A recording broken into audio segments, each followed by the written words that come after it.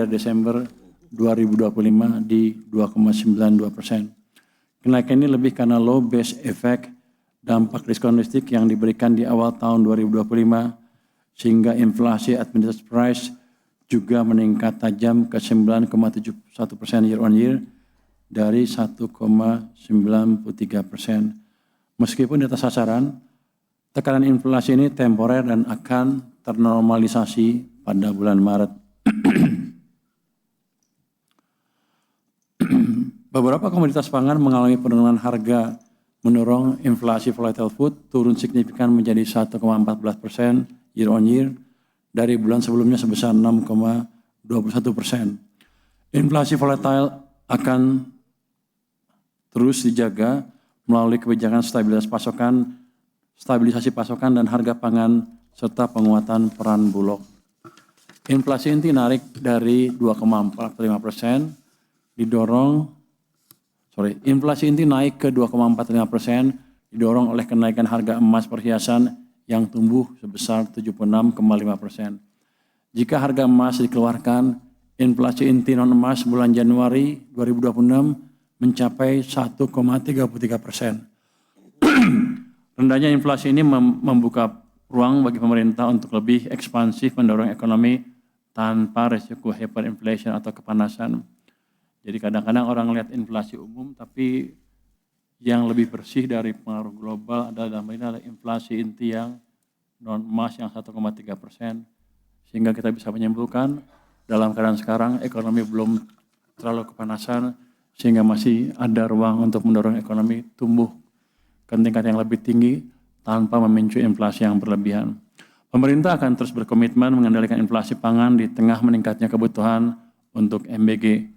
Pemerintah juga menjamin pasokan dan kelancaran distribusi, serta memberikan stimulus diskon transportasi dan bantuan pangan. Next. Sejak penempatan di September hingga memasuki strategi moneter Bank Indonesia, konsisten mendukung likuiditas. M0 pada bulan Februari pekan pertama masih tumbuh sebesar 11,7%. Ini memberi ruang sebetulnya untuk kredit untuk tumbuh double digit juga. Pertumbuhan M0 akan dijaga tetap double digit. Bank Indonesia berkomitmen akan mendukung pemerintah dalam hal ini. Hasil koordinasi fiskal moneter ini nyata dirasakan. Kredit tumbuh 10% di bulan Januari dengan suku bunga yang terus kompetitif bagi masyarakat. Suku bunga kredit sudah turun ke 8,80% per Januari 2026 dibandingkan dengan Agustus tahun lalu yang berada pada level 9,12%. Komitmen koordinasi kebijakan yang disepakati dengan BI akan terus dijaga dan kami bertemu Gubernur BI Jumat pekan lalu untuk konsolidasi kebijakan. Penempatan 200 triliun saat jatuh tempo di 13 Maret nanti akan langsung diperpanjang 6 bulan ke depan. Jadi bank tidak perlu khawatir kehilangan likuiditas karena pemerintah akan terus mendukung likuiditas di pasar. Boleh gitu ya. Kami mengharapkan bank lebih bersemangat mencari debitur tentunya dengan tetap menjalankan prinsip kehati-hatian. Jadi kan jangan banyak orang itu Maret habis, apakah banknya akan kehilangan likuiditas karena uangnya ditarik pemerintah. Dengan pernyataan barusan saya tegaskan bahwa hal itu tidak akan terjadi. Kami akan evaluasi kembali September nanti, 6 bulan setelah perpanjangan. Harapannya ekonomi sudah semakin bergerak lebih tinggi, berbagai program prioritas pemerintah semakin terlihat hasilnya, dan antara sudah semakin berperan dan dana non-residen sudah semakin banyak masuk ke Indonesia dengan kinerja ekonomi dan kepercayaan Indonesia yang terus membaik. Berikutnya.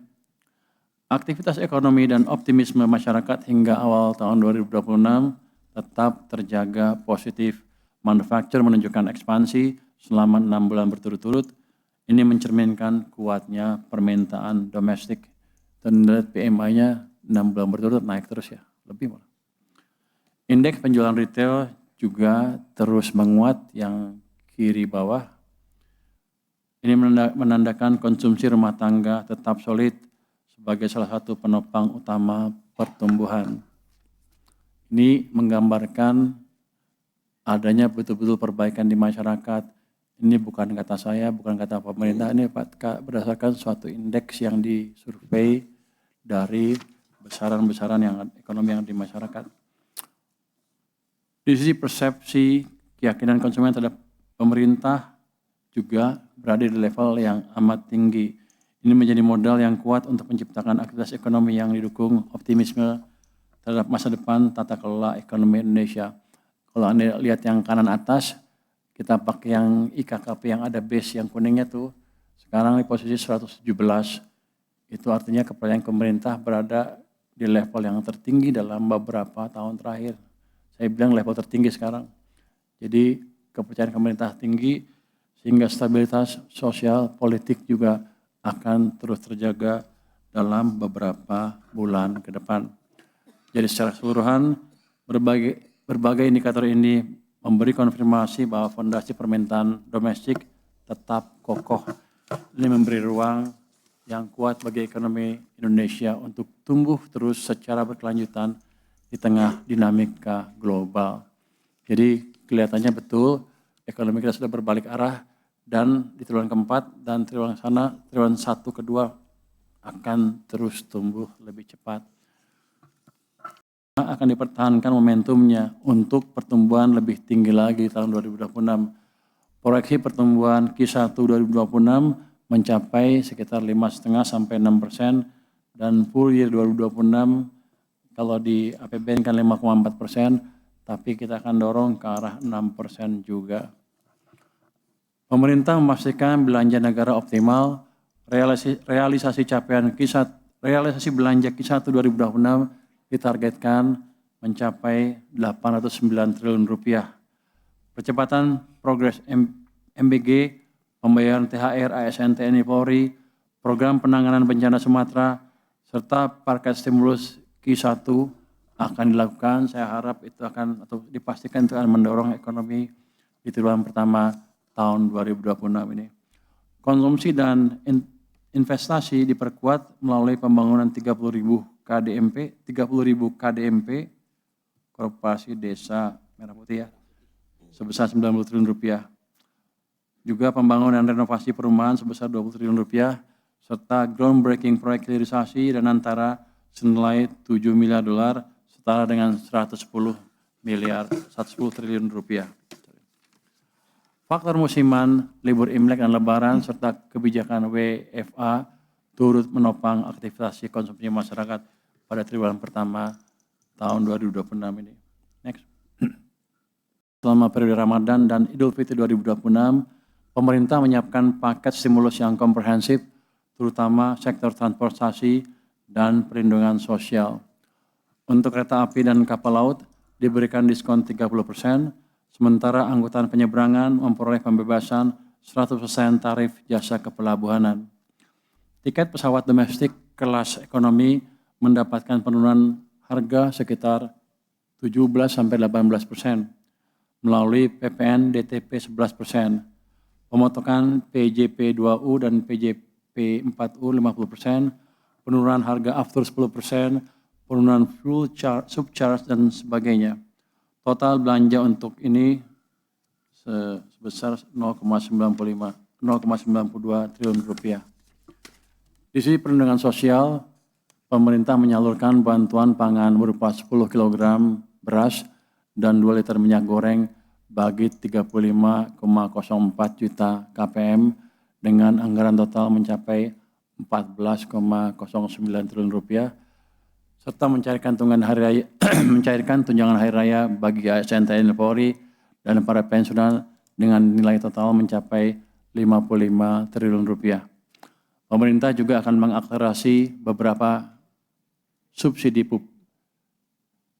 Pemerintah akan mengakselerasi belanja subsidi pupuk senilai 30 triliun rupiah, pembayaran kompensasi energi 27 triliun rupiah, serta rehabilitasi dan rekonstruksi pasca bencana di Aceh dan Sumatera Utara. Hal tersebut menjadi langkah konkret pemerintah untuk memastikan mobilitas masyarakat tetap terjangkau, aktivitas ekonomi meningkat, dan momentum pertumbuhan ekonomi terakselerasi selama periode hari raya hingga triwulan pertama tahun 2026. Pemerintah menjalankan program koperasi desa atau kelurahan merah putih atau KDMP. Melalui program ini, pemerintah mendorong desa sebagai pusat pertumbuhan baru dengan menjadikan dana desa tidak sekedar sebagai belanja rutin, melainkan sebagai instrumen investasi dengan capital expenditure yang produktif dan berkelanjutan.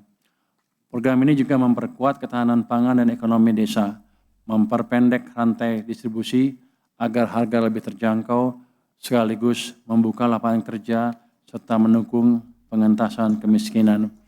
Hingga tanggal 20 Februari telah terbentuk 30.000 KDMP dan 24.186 gerai dalam proses pembangunan. Ini menunjukkan progres yang solid di lapangan.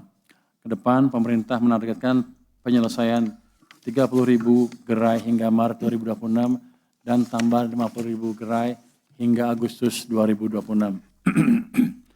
Dengan dukungan capital expenditure sebesar 90 triliun rupiah pada kuartal pertama tahun 2026, program ini diharapkan menjadi pengungkit investasi desa dan akselerator pertumbuhan ekonomi nasional dari level akar rumput. Next, aktif menyelesaikan berbagai hambatan, penyimpangan, dan permasalahan perizinan dengan memperkuat koordinasi antara pelaku usaha dan instansi terkait guna menciptakan iklim investasi yang lebih sehat dan pasti. Hingga 20 Februari 2026 tercatat 89 aduan masuk dan lebih dari separuhnya yaitu sebanyak 46 aduan telah berhasil disidangkan dan diproses cepat oleh Satgas Percepatan Program Strategis Pemerintah atau P2SP. Ini mencakup antara lain perizinan usaha apotek, pendanaan industri tekstil, hingga isu strategis seperti pabrik bioetanol, proyek listrik tenaga sampah, perizinan pelayaran, dan HS Code impor. Ini akan dilakukan terus setiap minggu, besok ada sidang juga, mungkin lebih menarik besok akan ada sidang yang berdampak ke investasi besar di Indonesia. Upaya menghasilkan dampak nyata mulai dari potensi pengurangan impor BBM 30.000 kiloliter, keberlanjutan pengolahan 365.000 ton sampah per tahun, penguatan kapasitas dan daya saing sektor logistik nasional, hingga peningkatan kapasitas hukum dan kepastian berusaha bagi investor. Ini sudah kelihatan arahnya ke sana. Saya harap dalam setahun sudah hampir seluruh ya hambatan-hambatan investasi saya harapkan bisa kita hilangkan dari perekonomian kita. Ekonomi makro di awal tahun 2026 mencerminkan fondasi ekonomi yang solid dengan arah pertumbuhan yang optimis. Pertumbuhan ekonomi pada triwulan 1 2026 diproyeksikan tumbuh kuat sebesar 5,5% atau lebih yang secara konsisten ditopang oleh resiliensi konsumsi rumah tangga, akselerasi investasi pada proyek strategis dan perumahan, serta dominasi sektor manufaktur berbasis hilirisasi. Di sisi lain, inflasi tetap dikelola dengan baik di level 3,55% melalui intervensi harga pangan dan kebijakan energi untuk menjaga daya beli masyarakat.